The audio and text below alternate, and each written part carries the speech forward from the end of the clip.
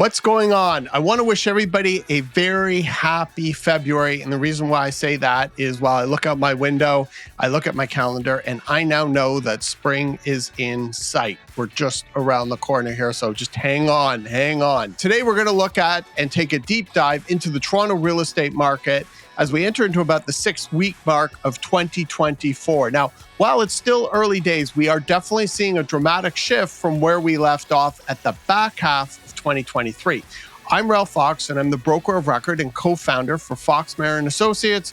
We are one of Toronto's most active and innovative boutique residential real estate team brokerages that focuses on central and downtown Toronto. If you want to stay on top of the latest and greatest in the Toronto real estate market, please be sure to hit that subscribe and like button. And if you want to set up a consultation with someone from Fox Marin, please be sure to reach out at any time.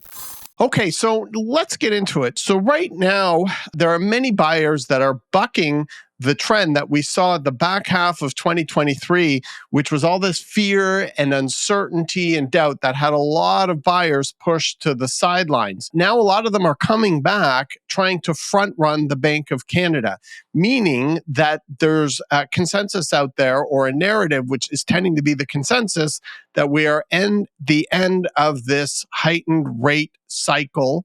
And it's now not a question of if, but just a question of when we expect rates to start coming down. And so there are a lot of buyers, and we're seeing this specifically in the low-rise housing segment all across the city, meaning detached and semi-detached buyers and their parents, for that matter, are trying to get active in the market, knowing that as rates come down, theoretically, prices will start to shoot back up. And that's why in detached and semi-detached in downtown and in central Toronto, we are seeing multiple offers across the board, 10, 15 offers now. Once again, for homes are becoming commonplace. And we believe that that's as a result of people or buyers trying to front run the Bank of Canada, knowing that there are rate decreases coming in the not so distant near future. So that's something that's really important to watch.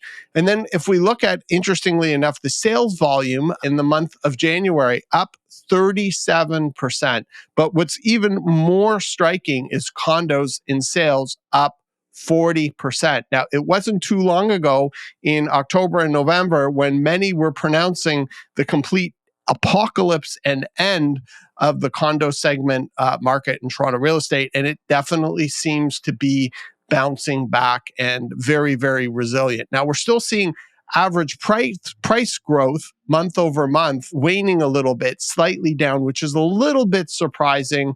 But if you look at, more importantly, the trend lines, and you look at what we follow here at Fox Marin, MOI, months of inventory, it's telling a much different story. So the idea of months of inventory is essentially what that means is if you take everything that's on the market and nothing else were to come on the market at the current rate of sales, how long would it take everything to sell through? We were looking at the fall of almost 6 months of inventory in the condo market segment, and now that's sitting at about 3.5%, and we're getting into seller's territory, probably much more of a balanced market, but it's come way down from where we were a few months ago. And then if we look at the low rise, we are clearly under 3 months of inventory, and we are definitely in a seller's market for sure, without doubt. So what we would anticipate is while prices are slightly down month over month, if this trend of months of inventory continues to tighten, this is going to put a lot of pressure on housing prices. And so that's something to keep an eye on. And the other thing, we're really seeing boots on the ground here at Fox Marin in all of our conversations with clients, with prospective clients, with people talking to us about making a move in 2024. We have seen a tremendous shift in buyer sentiment. There is just so much more positivity out there, and there's a lot of people talking about getting off the sidelines. There's a lot more optimism out there, and there's a lot more activity that we can just see in terms of showings and in terms of offers on properties. So that sentiment, in conjunction with a tightening of months of inventory, means that prices will start to go up if this trend continues. And so that's something that we really want to look at going forward. But most important to note is we're in a much different position than we were back in the fall of 2023. There's an old saying in the investment world, the trend is your friend. And it's one of the things we really need to keep our eye on right now, because it feels like, and it's starting to look like, we're in much different circumstances in early 2024 than we were at the end of 2023. And one of the things that I find really interesting is a lot of properties that didn't or were unable to sell in the fall and were taken back off the market have already or are coming back on in January and into early February and selling rather quickly. So that's something really interesting in terms of a tangible shift that we've seen from where we were, not just a few months ago. The other thing to really look at, and we talk about ad nauseum here at Fox Marin, is to keep your eye on the months of inventory, because months of inventory typically is a leading indicator in terms of where prices are going, up or down. And right now, when we look at prices, it's almost an indication more so in the rearview mirror of where we were in the market. So if you want to get a sense of what's going to potentially be coming down the pipeline, you look at those months of inventory and the trend line. And right now, we're seeing downward pressure on months of inventory. And although we're nowhere near the 1.5 to 2 month mark, we're getting closer. And once we sort of hit into that range, that's typically when prices start to shoot back up. So something to keep your eye on. But the current trends that we are seeing is there's this palpable shift in sentiment in the market from where we were in the fall. And while that's difficult to measure, you start to see it as the early leading indicators of change or shift happening in the marketplace and boots on the ground. I can tell you, and all of our team can tell you, it's almost palpable from the feeling of optimism and activity that we are now seeing early into 2024. Other things that we'll be looking for is a decrease or increase in sales, which we saw in January, and a tightening of inventory, as we've already discussed, months of inventory, looking for things like multiple offers happening. And we're starting to even see those now on some condos, not like we're seeing in low rise, but condos, certain selected condos now are having offer dates and they're successfully selling in multiples. So that's something else to keep your eye on. And really what we're looking to see now is the sentiment and consensus regarding interest rates, that we are into the cycle, and people looking to front run the Bank of Canada. So all of this is really leading to a potential signals of potential increases in prices as we get into the spring market. Now, one of the things that I would like to give as a word of caution, because it does seem like everything we're talking about is very positive, we do need to keep our eye on how the market is behaving. And if the housing market specifically, gets too hot, that could give further impetus to the Bank of Canada to push the rate decreases that they have coming up even out further. And this could slow down what everybody is anticipating happening, which could in fact have an impact on market sentiment. So one thing to really watch is if the market does get too hot, it could push out the Bank of Canada further before reducing rates. And then we have to look again at what the bond market is doing. It's starting to trend up a little bit.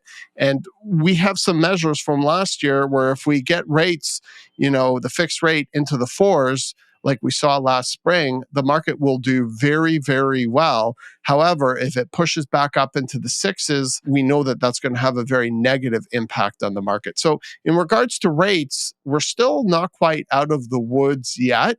And it's important not to get too far ahead of our skis in terms of predicting where the market is going. And if it's anything that the last few years has taught us, is there is a tremendous amount of things can change over a very short period of time in a very unpredictable way. And as I've talked about before, we have these outliers coming up as well. We have the US elections coming up. We have potential war on multiple fronts in multiple geographic locations that could happen at literally any time. We're still talking about a hard landing, a soft landing, and maybe no landing. And so the jury is still out on how the economy is going to even play out. And then you have to keep your eyes on China, this world's second largest economy, and they're having a lot of problems in the real estate market with Evergrande and Country Garden. Their stock market is very, very much in turmoil. And so there's a lot up in the air when it comes to how things are going to play out with their economy. So the moral of the story is while long-term we remain very bullish on the Toronto real estate market. In the short term, there can be a lot of volatility of impacting factors that could change the direction of the market or its sentiment very quickly that have nothing to do with the market, that are bigger than the market, but yet could have an impact. So we're clearly not out of the woods by any stretch of the means. And while early into 2024, it looks like we're on a really good trajectory, which we are, it's still really early to make any type of prognosis with any sort of clarity on how we're going to end up at the end of this year and what's going to happen between now and then. It really is difficult for anyone to say, and really, really be careful with anybody who's telling you with certainty anything on the short term to do with the Toronto real estate market. A really interesting question that we've been asked and been thinking about, especially recently, given the last couple of years that we've witnessed in the Toronto real estate market is does rising interest rates affect true housing affordability in Toronto? Now, this is a question that most people prior to 2022 would have answered an unequivocally and resounding yes. However, what we've learned over the last 2 years are some valuable lessons with regards to the Toronto real estate market. And in that 2-year time span, we saw the overnight lending rate raised by 500 basis points. And despite all the calls for housing Armageddon, unaffordability still continued to remain at an all-time high. It's really interesting, and we're not the only ones thinking and talking about it. Recently, Tiff Macklem, who is the governor of the Bank of Canada, recently stated, and I quote, "You're not going to solve housing with low interest rates, and you're not going to solve it with high interest rates because we've tried both, and we've had shelter price inflation. The durable solution is to increase supply, and that includes the supply of homes and the supply of purpose-built rentals." End of quote. So there you have it, folks, right from the horse's mouth. And this is something we just lived through. And even the Bank of Canada now publicly recognized that the key to housing affordability is not going to be found through interest rates. It's going to come when we open up supply to meet demand. And that is going to be the greatest challenge in Toronto real estate that we face.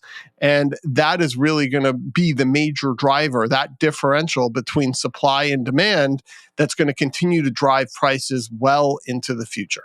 So while high interest rates may not have positively impacted affordability here in Toronto, long term, it has, it is, and it will strangle new supply coming online. So while it's true that higher interest rates can dampen demand, it also can have a profound long-term effect on a market like Toronto's, which is perpetually starved for inventory. So one has to look no further than the pre-construction condo market, which is the number one source of inventory supply in Toronto, because we don't even build new houses in central and downtown Toronto anymore. The only real new source of influx are when it comes to condos. And so in 2023, according to Urbanation, we saw a 41% fall, a whopping 41% decrease in new home sales.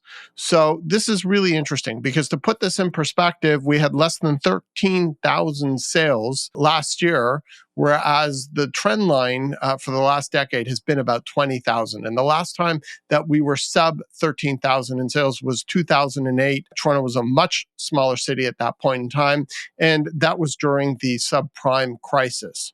So we've seen this tremendous pullback in new home construction. And really what the cause of that is you're seeing a lot of investors, which is typically the driver of the new construction market, just sitting on the sidelines. And while there has been a bit of an uptick in purpose-built rentals, it only will have a minor impact on the new supply line relative to the increase in demand and the gap, the increasing widening gap that we're going to start seeing in the future pipeline of new construction. And so in conjunction with that, Urbanation also came out to show that construction starts were we're down 72% in the back half of 2023, which is just staggering. So we are really going to see this probably come to play by about 2030, as this pipeline is just going to get completely constricted. And so when you look at this from the perspective of developers, you're seeing a lot of them pull back, holding off launches, and you're seeing a lot of projects even get canceled due to the increasing costs that they are now having to face with record high construction, material high costs, labor shortages, soaring, absolutely soaring development charges, and high taxes that have to get passed down to end purchasers. And so, this one thing is really surprising, I think, when you talk about this, but developers typically work on about 15, maybe 18% profit margin, which isn't very much and is a quite slim margin of error when you're looking at the amount of capital that they have to put out and the amount of risk that they have to take on. And so because of all of these costs, that really doesn't leave much latitude. Pre-construction prices are still remaining in central and downtown Toronto in that $1,600 to $1,800 a square foot. Whereas resale, you're seeing resale at around the $1,000, maybe $1,150 sort of price range for central and downtown Toronto, maybe as high as $1,200 a square foot. This is a really interesting time right now because all of the opportunity and anyone looking for an opportunity to purchase is going to be looking at resale. So this situation is going to continue for some period of time, and we are going to see a further constriction of the future pipeline of new inventory in tandem with a tremendous amount of immigration and demand that we're going to see over the next 3 to 5 years. And that's why, we really are expecting to see the average one bedroom, just a one bedroom in Toronto, hit that $1 million price point by early 2030, maybe as soon as even 2030. And we've talked about this before in some of our past podcasts. And one of the interesting comments that I read by Douglas Porter, who's the chief economist for Bank of Montreal, he was talking about this situation and he stated on X, and I quote, "There is no version of reality where supply can be ramped up enough to meet the tidal wave of demand seen over the past few years." So we are really in a bind when you start to look out to the future, and you're going to see tremendous pressure on pricing on all category of homes by 2030. And so this really plays into the Fox Marin thesis, which is we are going to see, as we talked about earlier, a lot of short-term volatility and uncertainty play out in the market. But over the long term, we are going to see prices rise, and we're going to see them rise significantly. That's really it for today. If you want to stay on top of the latest and greatest in the Toronto real estate market, please be sure to subscribe, hit that like button. If you have any constructive comments, we would absolutely love to hear from you. And until the next time we meet, may the force be with you.